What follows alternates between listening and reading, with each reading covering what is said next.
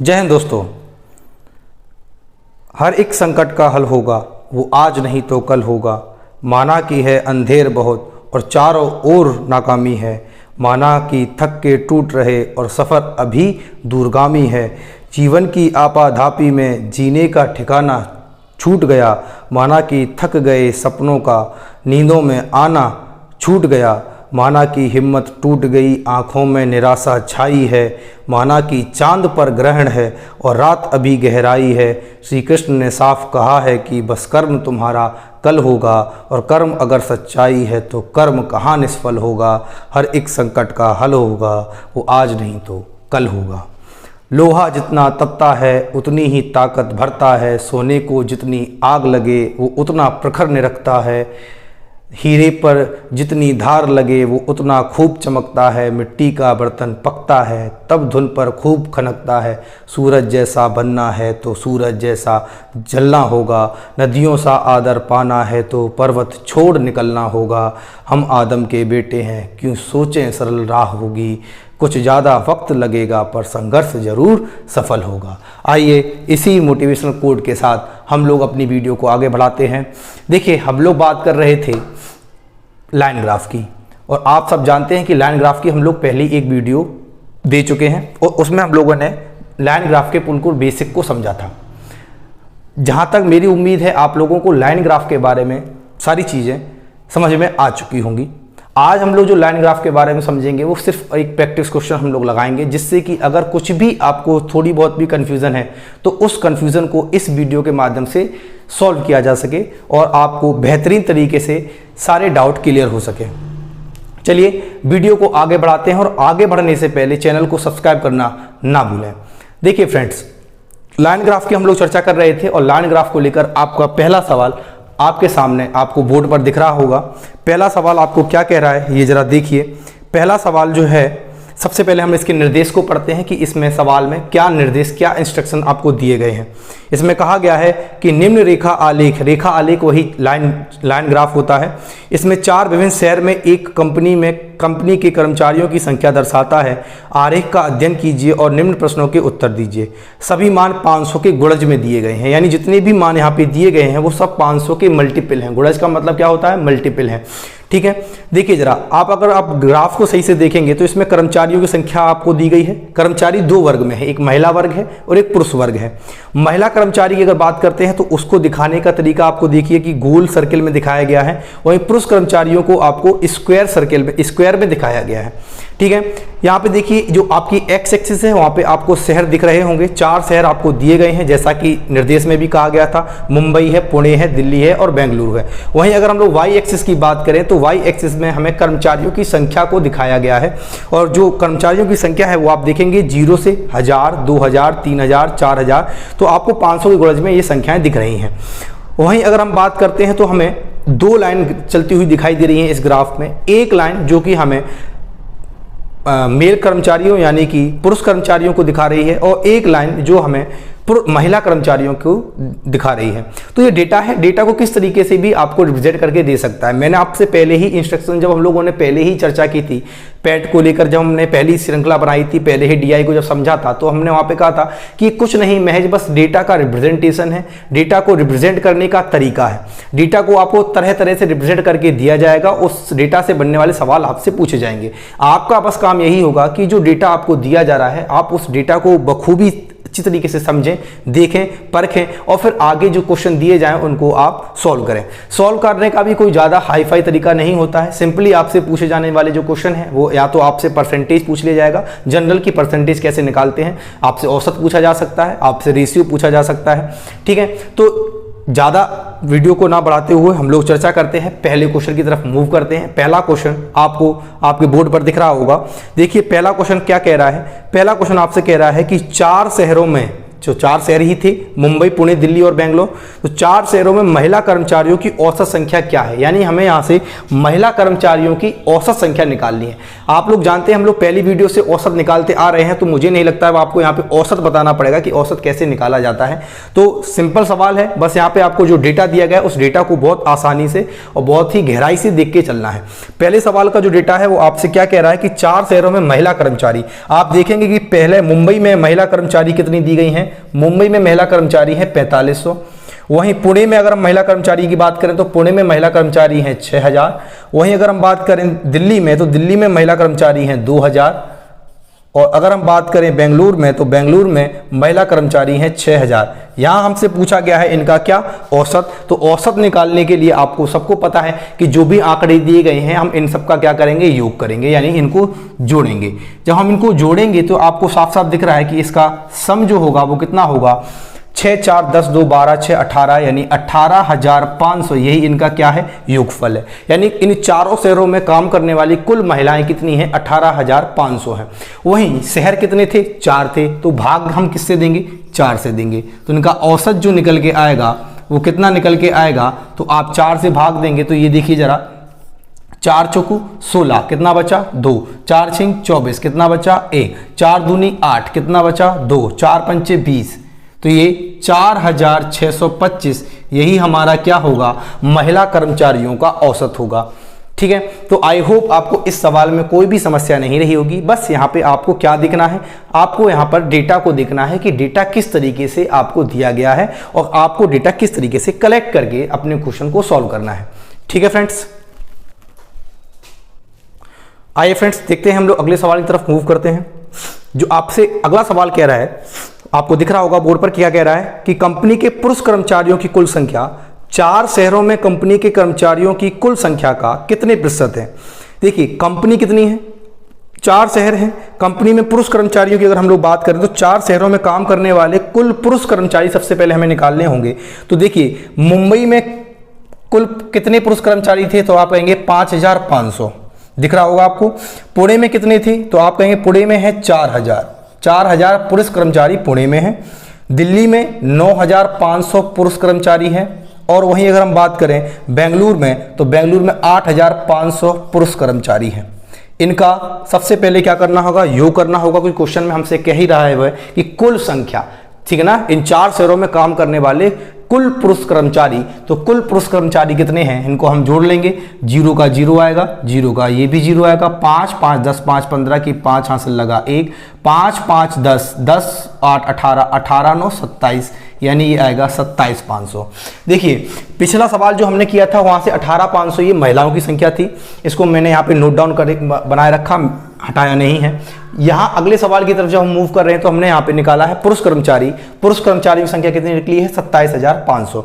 एक चीज देखिए हमसे क्या कह रहा है, हमसे कह रहा है कि कुल कर्मचारियों की संख्या का कितने प्रतिशत है, कौन, पुरुष कर्मचारी। तो कुल कर्मचारी की जब भी बात होगी तो कुल कर्मचारी में ना तो अकेली महिला आएगी ना ही अकेला पुरुष आएगा। कुल कर्मचारियों का मतलब ही है कि इन चारों शहरों में काम करने वाले महिला वर्ग के कर्मचारी और पुरुष वर्ग के कर्मचारियों की कुल संख्या। तो देखिए महिला वर्ग की कर्मचारी हम लोगों ने पिछले सवाल में निकाले थे 18500 थे, और पुरुष वर्ग के अभी हम लोगों ने निकाले हैं कितने हैं, 27500 है। तो अगर कुल कर्मचारियों की बात की जाए यानी टोटल एम्प्लॉय की बात की जाए, टोटल एम्प्लॉयज कितने हैं, कुल कर्मचारी कितने हैं, टोटल एम्प्लॉयज कितने हैं, ये आप पता करेंगे तो आप इन दोनों को जोड़ेंगे। जब आप इन दोनों को जोड़ेंगे तो इन दोनों का योगफल कितना होगा, 46000। यानी 4 शहरों में काम करने वाले कुल कर्मचारी कितने हैं, 46000। इतनी बात आपको समझ में आ रही है, ठीक है। अब देखिए हमसे पूछा गया परसेंटेज। मैंने आपसे कहा था परसेंटेज निकालने का एक बेहतरीन तरीका यही होता है कि अगर आपसे पूछा जा रहा है कि जिससे तुलना होती है, जिससे तुलना होती है उसी को हम लोग डिनोमिनेटर यानी कि हर में रखते हैं, ठीक है। तो हर में किसको रखा जाएगा, जिससे तुलना हो रही होगी। तुलना किससे हो रही है, 46000 से, तो हम इस 46000 को हर में रखेंगे। क्लियर है बात। वहीं किसकी तुलना हो रही है, तो आप कहोगे पुरुष कर्मचारी। पुरुष कर्मचारी कितने थे, 27500। परसेंट के लिए क्या निकालोगे, 100। परसेंट के लिए किसका गुना करोगे, 100 का गुना करोगे। अब आप यहाँ पे देखिए ये 2 जीरो से ये 2 जीरो हट जाएंगी, इस जीरो से ये 1 जीरो हट जाएगी। भाग यहाँ पे नहीं जा रहा है तो सबसे पहले हमें भाग देना होगा। देखिए जरा भाग दीजिए, 46 का भाग देना है 2750 में, ठीक है। देखिए 46 का पहाड़ा पड़ेंगे तो 5 बार जा रहा है, 5 बार जब हम लोग 46 का पहाड़ा पढ़ेंगे तो ये आएगा कितना, 6 पंचे 30 की 0 वहाँ से लगा 3, 4 पंचे 20 और 3 23। देखिए अब अगर इससे आगे हम लोग अगर बढ़ जाएंगे ना तो इसके आगे बढ़ने पर ये सवाल 275 से ये आगे बढ़ जाएगी और हमें जाना है 275 तक ही रहना है, तो हम लोग 5 बार पहाड़ा पढ़ेंगे। अब देखिए 275 से जब हम लोग 230 को घटाएंगे तो 275 में से जब 230 को हम लोग घटाएंगे तो यहाँ से घटाइए कितना निकलेगा, 5 का 5 बचेगा, 7 में 3 गया 4 बचेगा, 1 0 की 0 यहाँ पे आपको दिख रही है। अब आप यहाँ पे देखिए अगर आपको यहाँ पे भाग देना है तो आप देख सकते हैं कि अगर हम लोग 10 का पहाड़ा पढ़े यानी 46 को 10 बार पढ़ेंगे तो 460 आएगा, लेकिन ये है कितना 450, यानी हम लोग इस 10 से कम ही पहाड़ा पढ़ेंगे, यानी हम लोग 9 बार ही पहाड़ा पढ़ेंगे। अब आप चीज़ देखिए, अब आपको यहाँ पे एक चीज़ दिख गई है कि ये 59 बार तो जा ही रहा है, यानी ये 59 बार तो पहाड़ा पढ़ना पड़ेगा हमें 46 का। बात ये उठती है कि जब ये 59 बार जा रहा है यानी इसका भागफल 59 आ रहा है, तो ऑप्शन आप जरा चेक कीजिए, क्या हमें भाग देने की पूरी आवश्यकता है, क्या हम भाग यहाँ पे सभी संख्याओं का पूरा देंगे? तो आप देखेंगे कि ऑप्शन जो हमें दिख रहे हैं वो एक ही ऑप्शन इकलौता ऐसा दिख रहा है जो 59 है, 59 पॉइंट समथिंग एक ही ऑप्शन है जो 59 पॉइंट समथिंग दे रहा है। अगर हम लोग सिर्फ 5 की बात कर रहे थे तो हमें 3 ऑप्शन ऐसे दिख रहे थे जो 5 के टर्म में थे, ठीक है ना। लेकिन अगर हम लोग यहाँ पे देखा कि 59 हमें यहाँ पे मिल रहा है तो हमें एक ही ऑप्शन दिख रहा है जो 59 के टर्म में है, तो हम यहाँ पे अब पूरा भाग नहीं देंगे, यहीं पर अपने कैलकुलेशन को छोड़ देंगे, क्योंकि हमारे पास समय इतना नहीं होता है कि हम पूरी कैलकुलेशन वहाँ पे करें। तो जैसे ही हमें यहाँ पे ऑप्शन दिखा कि इकलौता एक ही ऑप्शन है 59 के टर्म में, वही हमारा आंसर होगा। तो इसका आंसर क्या होगा, 59 पॉइंट कितना दिया गया है सवाल में, 59.78%, यही हमारा इस सवाल का आंसर होगा, यानी ऑप्शन 1 इसका आंसर हो जाएगा। ठीक है, आप लोग चाहें तो आप इसका पूरा भाग दे सककर कैलकुलेट कर सकते हैं, आपको आंसर यही 59.78 ही मिलने वाला है। अगर यहाँ पे 59 के टर्म में 2 ऑप्शन होते तो हमें यहाँ पे मजबूरी होती हमारी कि हम इस कैलकुलेशन को पूरा करते, लेकिन चूंकि यहाँ पे एक ही ऑप्शन ऐसा दिख रहा है जो 59 के टर्म में है, तो अब हम यहाँ पे कैलकुलेशन को अपनी छोड़ देंगे, यहीं पर हम लोग इसका आंसर लगा देंगे ऑप्शन 1, क्योंकि ये सारी जद्दोजहद जो हो रही है वो हमें सिर्फ एक राइट ऑप्शन तलाशने की हो रही है, तो हमें ज़्यादा कैलकुलेट नहीं करना है, वहीं छोड़ देना है हर सवाल को। ध्यान रखना, कोई भी सवाल हो कितना भी कैलकुलेटिव हो, अगर आपको ऑप्शन से टूट रहा है तो सबसे पहले आप उसको ऑप्शन से ही तोड़ने की जरूरत कीजिए, क्योंकि होता क्या है कि जब भी आप ऑप्शन से तोड़ते हैं ना सवाल तो बहुत आसान भी हो जाता है, और कभी कभी सवाल ऐसे भी आते हैं जो ऑप्शन बेस्ड होते हैं, आप ऑप्शन से आसानी से उन्हें तोड़ सकते हैं। क्लियर है बात? चलिए हम लोग आगे बढ़ते हैं अगले सवाल की तरफ। आइए फ्रेंड्स, अगले सवाल की तरफ मूव करते हैं, और अगला सवाल हमसे जो कह रहा है वो हमसे कह रहा है कि 4 शहरों में सभी कर्मचारियों की संख्या का औसत ज्ञात करें। 4 शहरों में सभी कर्मचारियों की संख्या का औसत क्या है, ये हमसे पूछा गया है। अब देखिए 4 शहर दिए गए हैं, इसका मतलब है कि हमें भाग देना है 4 से, औसत निकालना है, औसत निकालना है। और औसत किसका निकालना है कि जो 4 शहर हैं मुंबई, पुणे, दिल्ली और बेंगलोर, इन चारों शहरों में महिला वर्ग के कर्मचारियों और पुरुष वर्ग के कर्मचारियों की कुल संख्या जो भी आ रही है सबसे पहले उसे देखना है, और उसमें हमें भाग देना है 4 से, क्योंकि शहर कितने थे, 4 थे। एक चीज बताइए, अभी हम लोगों ने पहला सवाल जो किया था उसमें हमने महिला वर्ग की कर्मचारी निकाले थे जिनकी संख्या 18,500 थी, और दूसरे सवाल में हम लोग पुरुष वर्ग की संख्या निकाली थी जिनकी संख्या थी 27,500। अब यहाँ पर क्या है कि उसी से रिलेटेड सवाल है, तो यहाँ पे हमें दोबारा से नहीं देखना है कि महिला कर्मचारियों की संख्या कितनी थी, पुरुष कर्मचारियों की संख्या कितनी थी, क्योंकि हम लोग पहले और दूसरे सवाल में ये सब करके आए हैं। तो हमें यहाँ पे पता है कि कुल कर्मचारी कितने निकल के आए थे, हमारे 46,000। आप चाहो तो कैलकुलेशन करना चाहो तो आप पहले इन लोगों को जोड़ के देख लेना, 46,000 ही आएगा। हम लोगों ने पिछले सवाल में ये देखा था, कुल कर्मचारी कितने हैं, 46,000 है, और कितने शहर में ये बटे हुए थे, 4 शहर में। तो हम लोग क्या करेंगे, 4 से भाग दे देंगे, यही क्या निकलेगा हमारा, यही हमारा औसत निकलेगा। किसका, कुल कर्मचारियों का। आइए हम लोग देखते हैं क्या होगा। 4 से भाग दीजिए, 4 एकम 4, फिर से भाग देंगे 4 एकम 4, कितना बचा, 2 बचा, 4 पंचे 20, और 2 जीरो की 2 जीरो। तो आपको ये ऑप्शन दिख रहा होगा 11,500, यही 11,500 हमारा क्या है, आंसर है इस सवाल का। ठीक है, आई होप आपको इस सवाल में कोई समस्या नहीं होगी, बहुत ही बेसिक सा सवाल था, बशर्ते आपको पता होना चाहिए कि आंकड़े क्या थे। चलिए बिना कुछ देर किए हम लोग आगे अगले सवाल की तरफ मूव करते हैं। आइए फ्रेंड्स देखते हैं, अगले सवाल की तरफ मूव करते हैं। अगला सवाल आपसे कह रहा है कि किस शहर का पुरुष से महिला अनुपात न्यूनतम है। पुरुष से महिला का अनुपात न्यूनतम है, तो हमें ये बताना कि किस शहर में है। ऑप्शन में आपको 4 दिए गए हैं, और 4 शहर ही हमें दिए गए थे, मुंबई है, पुणे है, दिल्ली है और बेंगलुरु है। अब इस सवाल में क्या करना होगा, आपको अलग अलग रेशियो निकालना, यानी अलग अलग भाग देकर देखना होगा कि किसका भाग में जो मिलने वाली संख्या है, यानी जो भागफल है वो किसका सबसे न्यूनतम है। जिसका न्यूनतम भागफल होगा वही हमारा इस इसका आंसर होने वाला है सवाल का। तो आप देखेंगे अगर हम लोग मुंबई की बात करें तो मुंबई में अगर बात करें तो महिला का पुरुष से, तो देखिए महिला कितनी है मुंबई में 4500 है और पुरुष कितने हैं 5500 हैं। ठीक है, अगर हम अनुपात निकालेंगे महिला का पुरुष से, महिला का पुरुष से, तो यहाँ पे देखिए महिला का पुरुष से, तो किसका महिला का, किससे पुरुष से, तो यहाँ होगा 5500 डिवाइड बाई 4500। अगर इसको काटेंगे तो देखेंगे 5 से कटेगा 11 बार, 5 से कटेगा 9 बार, तो 11/9 है, 11/9 है। इसका भाग देंगे तो ये कितना निकल के आएगा, देखिए जरा एक बार 1 पॉइंट।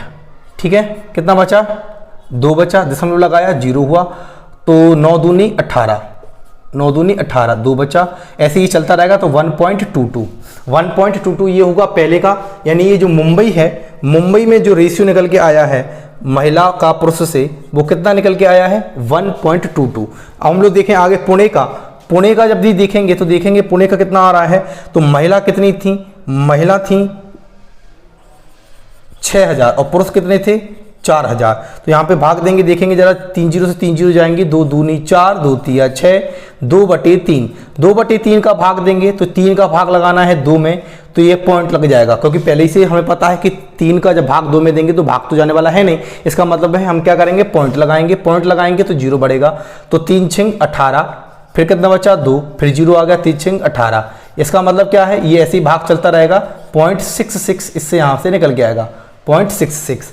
ठीक है, अब देखिए जरा आगे हम लोग बात करें किस शहर की, दिल्ली की। तो दिल्ली की जब बात करोगे आप तो दिल्ली का आंकड़ा क्या है, महिला का, तो महिला कितनी थी 2000 थी दिल्ली में, और पुरुष से, पुरुष कितने थे 9500।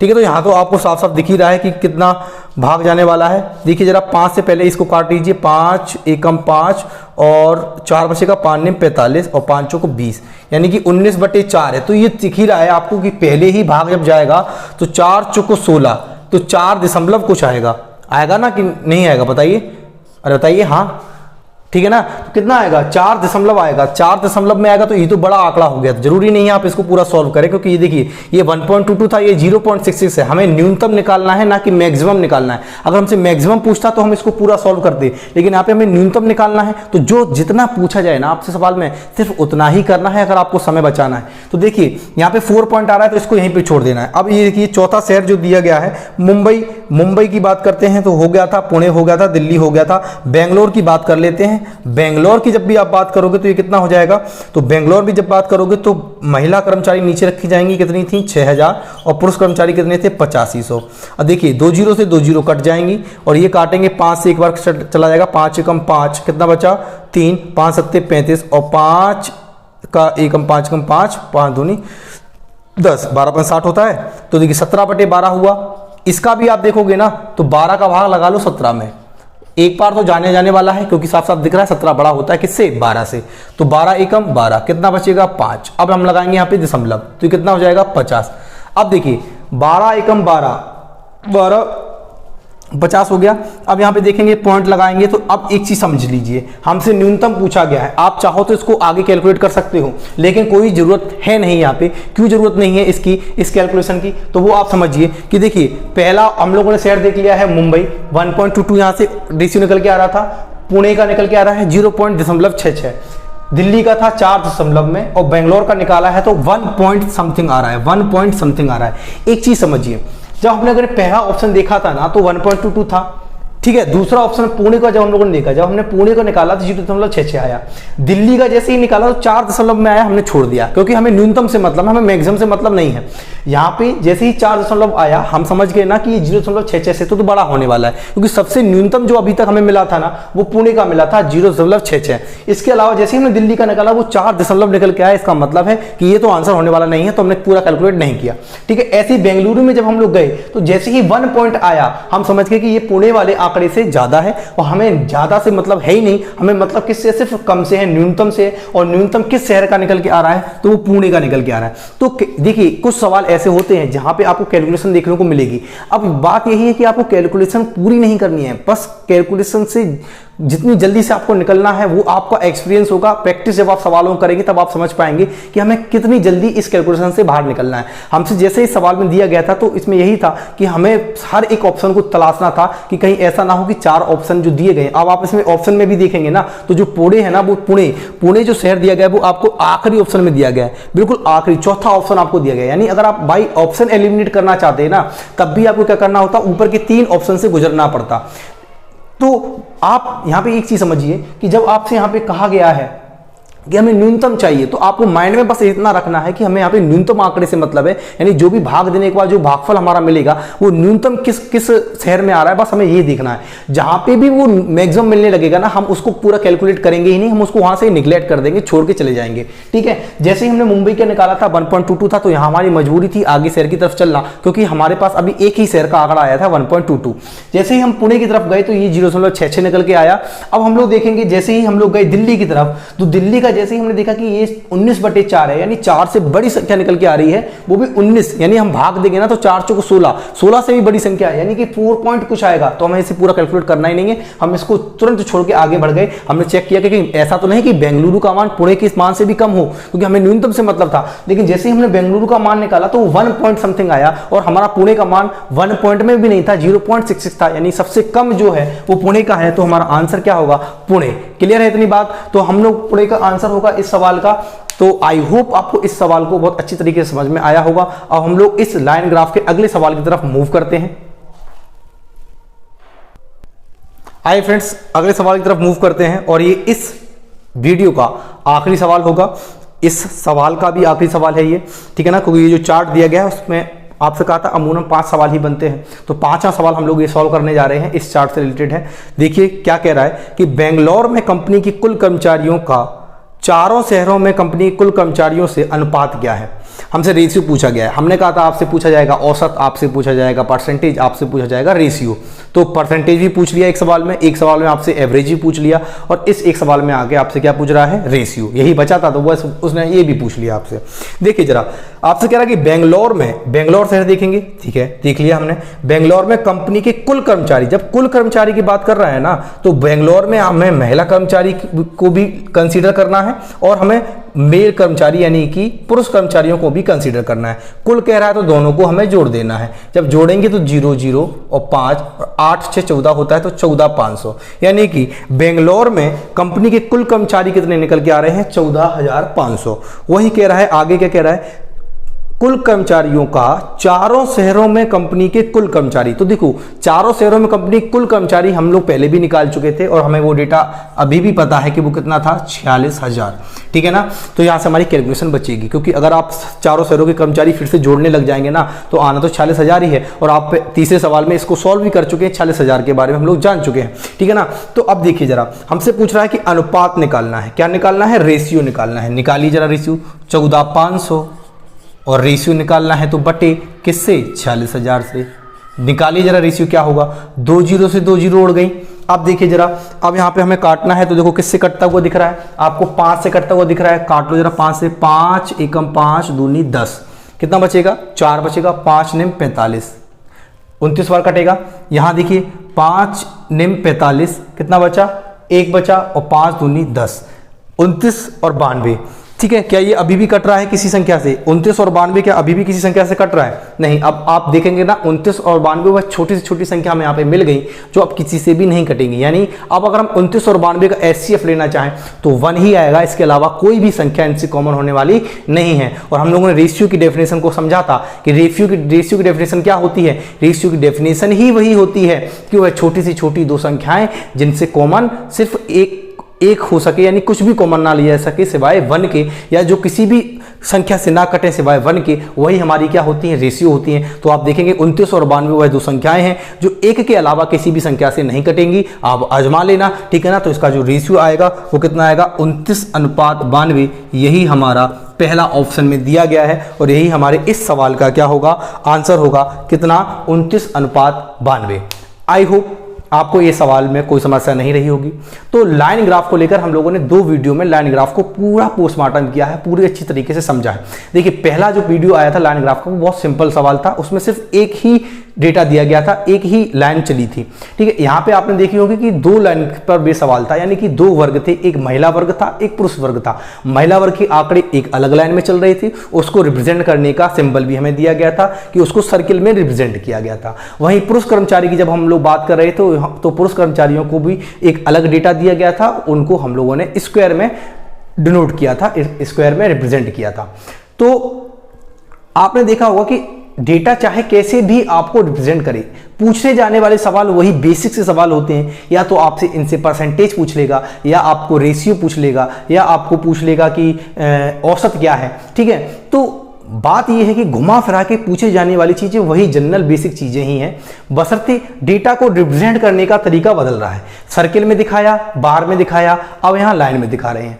अगली वीडियो जो हम लोग यहां पे डिस्कस करेंगे तो इसका आखिरी जो टाइप है किसका, डीआई का, वो है टेबल चार्ट। यानी कि अब जो डेटा दिखाया जाएगा वो ना तो ग्राफ में दिखाया जाएगा, ना ही आपको पाई चार्ट में दिखाया जाएगा। अब जो डेटा दिखाया जाएगा वो एक टेबल में दिखाया जाएगा, एक टेबुलर फॉर्म में दिखाया जाएगा, और उस डेटा से भी बनने वाले सवाल क्या बनेंगे, वही औसत बनेगा, परसेंटेज बनेगा, कौन कम कौन ज्यादा, ये कंपैरिजन किया जाएगा, रेशियो पूछ लिया जाएगा, बस यही सवाल बनेंगे। मतलब पूछे जाने वाले सवाल वही होंगे, बस डेटा को रखने का क्रम बदल रहा होगा। तो अगला वीडियो जो आएगा वो आपकी इस डीआई को लेकर जो वीडियो बनने वाला है वो बनने वाला है टेबुलर फॉर्म पर, यानी टेबुलर चार्ट पर, टेबल चार्ट पर। तो आई होप कि इस यात्रा में जितनी भी वीडियो हम लोगों ने अभी तक डाली हैं, चाहे वो आपकी लाइन ग्राफ की हो, बार ग्राफ की हो, या पाई चार्ट की हो, आपको उन वीडियो में कोई भी समस्या नहीं रही होगी। आपके सारे डाउट क्लियर करने में मैं शायद सक्षम हूँ, या मैंने ऐसा किया हो कि आपके सारे डाउट क्लियर हो पाए हों। अगर आपको कोई भी डाउट बचता है तो आप बेझिझक कमेंट में आप पूछ सकते हैं कि आप, और जो कमेंट किया करें वो उसी टॉपिक से रिलेटेड आप कमेंट करके पूछ सकते हैं। ठीक है, जब हम लोग जिस टॉपिक की बात करेंगे तो उस टॉपिक से आप कमेंट करके अपने डाउट पूछ सकते हैं। ठीक है, तो अगर आपको कोई भी डाउट है लाइन ग्राफ को लेकर, बार ग्राफ को लेकर, या पाई चार्ट को लेकर, तो आप बेझिझक आप अपने कमेंट के द्वारा उसको पूछ सकते हैं। चलिए, बिना कुछ देरी किए हम लोग इस वीडियो को यहीं पर समाप्त करते हैं, और आई होप आपको अच्छे से ये वीडियो समझ में आई होगी। तो जय हिंद दोस्तों, मिलते हैं अगली वीडियो में एक नए टॉपिक के साथ। जय हिंद।